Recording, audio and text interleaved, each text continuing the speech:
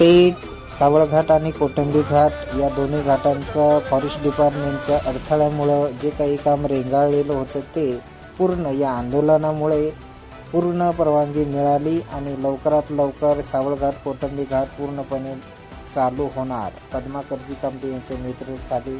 धन्यवाद. सोपान पवार. तुम्हाला 23-24 ला दिले, त्याचं व्याज नाही झालं का?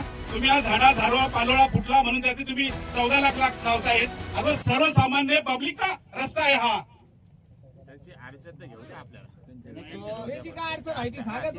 आमची आदिवासीची और एक्सपिरियन्स गेल्या खड्ड्यात वन पट्टे धारकांना तुम्ही काय करता? ठीक आहे, आमचे बंधू असतील, पण तुम्ही आम्हाला रस्त्यासाठी का अडवता? परवानगी गेली खड्ड्यात. 15,90,000 काय असतील ते कॉन्ट्रॅक्टर भरेल किंवा प्रशासन भरेल. काम चालू करा, बाकी तर माहित नाही. आता नागपूरची परवानगी, भोपाळची परवानगी चालणार नाही. तर हा समाज उठल्यानंतर तुम्हाला ऑफिसमध्ये काळं करून टाकू आम्ही. खुली चेतावणी आहे, खुली चेतावणी. काम चालू झालं पाहिजे आजच्या आज. आता ते तुम्ही याच रस्त्याने आले ना, तुम्हाला कधी नाही दिसलं.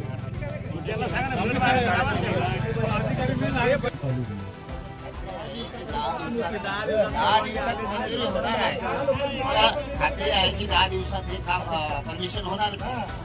काम सुरू करा ना. 10 दिवसांनी परमिशन येणारच आहे ना.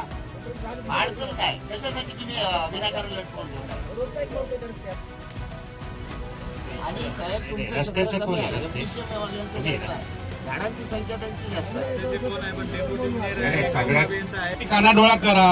जरी बोरदा इकडे ट्रॅका भरून चालल्या, डोळे देखत तुमच्याकडे व्हिडिओ आहे. कितीतरी जंगल साफ झालंय, तिथे लक्ष द्या. हा सार्वजनिक रस्ता आहे. हा माझा प्रश्न आहे. 5,000 झाडाला काही चूक लावता? 1000 झाडं आम्ही लावतो आमच्याकडनं. 1000 सांगा, तिथं प्लॅन्टेशन करून देतो. रस्त्याला अडचण आणू नका. आम्ही झाडाला आणि झाडं किती आहेत? करंगळे अंगठे उठले, याला जिओ टॅगिंग केलंय तुम्ही.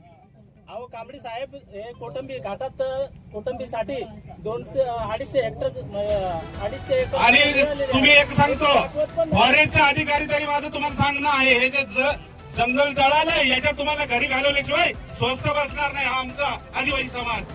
अहो लाखो पक्षी मेले, लाखो झाडं मेले त्याच्यामध्ये. तुमच्यावर 100% तो ठपका आहे. तुम्ही हे काम चालू करून द्या. अजिबात ही परवानगी, हे 10 झाडं, 23 झाडं, ही आम्हाला सबब चालणार नाही. अहो हजारो हेक्टरचं जंगल जळालंय. असरबारी, घोबडसाका या साईड वजा.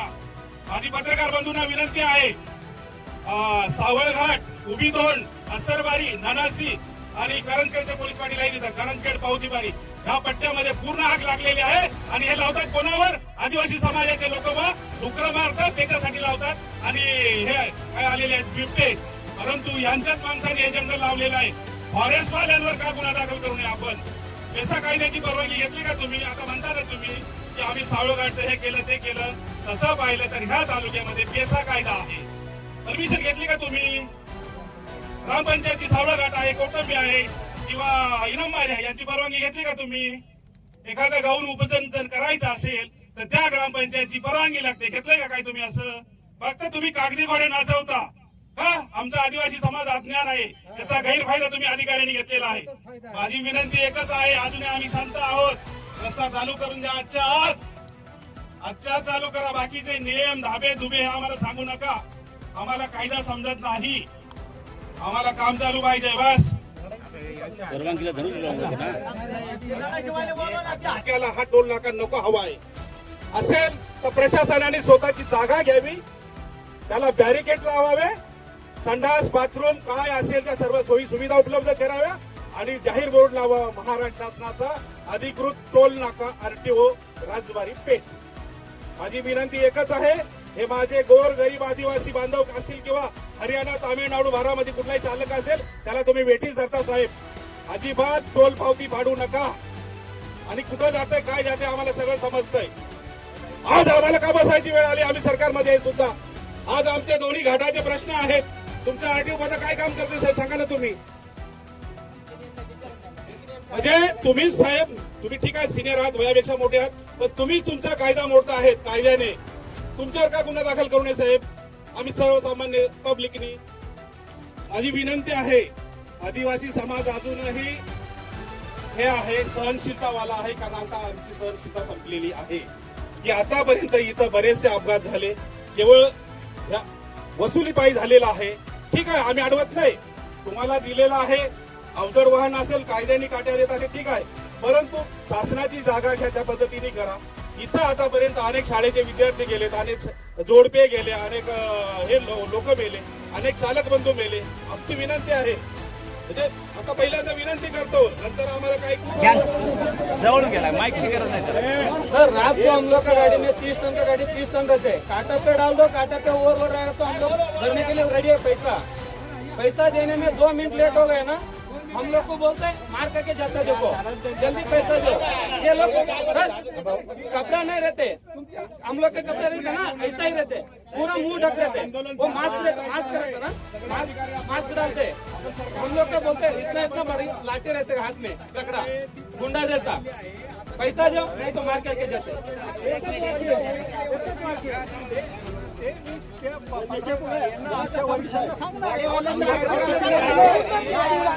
अरे साहेब बरं का साहेब, आपल्याला तो पत्र दिलेलं आहे, तुम्ही त्याच्यावर खुलासा करणार, हे सगळं मान्य आहे. परंतु ही जी लाईव्ह तक्रार आहे आता तुमच्या समोर, एक मिनिट ऐका ते खरं नाही, नोंद घेणार नाही. आमचे लोक घेतले जातात, त्यांचं काय म्हणणं आहे? त्यांचं म्हणणं असं आहे की आम्ही सर्व कागदपत्र बरोबर आहे, आम्ही सगळ्या नियमांमध्ये नाही द्यायचे पैसे, आम्हाला वसुली करत असताना, एक मिनिट, आम्हाला वसुली करत असताना त्यांचे फक्त डोळे दिसतात, मास्क घालतात आणि मास्क घालून आणि वसुली केली जाते. मग या सगळ्या गोष्टीचे एक मिनिटात उत्तर द्या का बाबा मास्क कशामुळे घालतोय. ही एवढी लोक बसलेली आहे, हे एवढी लोक सकाळून बसलेली आहे. होय, याच्यामध्ये हे बघा, तुम्ही एकटेच आहे का तिथं? नाही, तुम्ही एकटेच आहे का तिथं? तुम्ही 15 दिवसापूर्वी आले, परंतु याच्या अगोदरही कुणी अधिकारी आहे का नाही?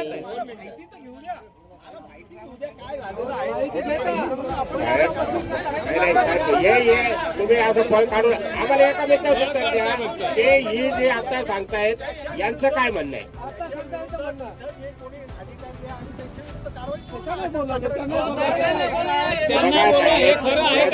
म्हणणं आहे की आम्ही बाहेरच्या राज्यातून येतो, बाहेरच्या तालुक्यात जिल्ह्यातून येतो, आम्हाला या ठिकाणी रात्रीचं अडवलं जातं, अडवल्यानंतर आम्हाला त्या आरटीओ कोण आहे काय तोही दिसत नाही, आम्हाला ते मास्क घालून तेवढ्यात फक्त डोळे दिसतात आणि ते पैसे द्यावे लागतात.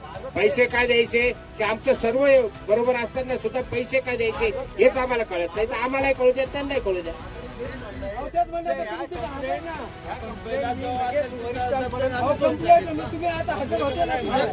डिपार्टमेंट वाला रहेगा तो कपड़ा तो चाहिए ना, डिपार्टमेंट वाला रहेगा तो कपड़ा तो चाहिए ना, उसके पास कुछ नहीं है.